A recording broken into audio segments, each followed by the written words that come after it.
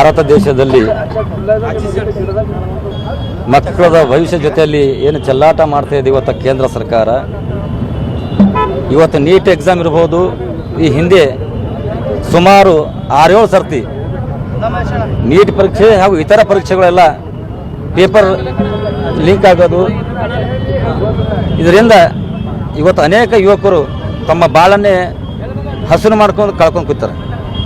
ಅಂಥದ್ರಲ್ಲಿ ಇವತ್ತು ಸುಪ್ರೀಂ ಕೋರ್ಟ್ನಿಗೆ ಹೋದಾಗ ಸುಪ್ರೀಂ ಕೋರ್ಟ್ ಕೂಡ ಈ ದೇಶದ ಯುವಕರು ಒಂದು ಝಿಳ್ಳಿಯಾಗಿರೋಂಥ, ಅದಕ್ಕಾಗಿ ಇವತ್ತು ಏನು ದೆಪ್ತಿಯಮ್ಮ ಒಬ್ಬ ಅಮೇರಿಕಲ್ಲಿಂದ ಬಂದು ಇವತ್ತು ಇಂಡಿಯಾನೇ ಅವರು ಒಂದು ಕಾಕ್ರೋಚ್ ಪಾರ್ಟಿ ಅಂತ ತಗೊಂಡು ಇವತ್ತು ದಿಲ್ಲಿಯಲ್ಲಿ ಯುವಕರ ಭವಿಷ್ಯಕ್ಕಾಗಿ ಶಾಂತಿ ರೀತಿ ಅಂತ ಒಂದು ಹೋರಾಟ ಮಾಡ್ತಾರೆ. ಇವತ್ತು ಇಂಡಿಯಾ ದೇಶದಲ್ಲೇ ಹಿಂದೆಂದೂ ಕಂಡರಿಲಾರ್ದಂಥದ್ದು ಆ ಹೋರಾಟ ಶಾಂತಿ ರೀತಿಯಿಂದ ಹೋರಾಟ ನಡೀತಿದೆ.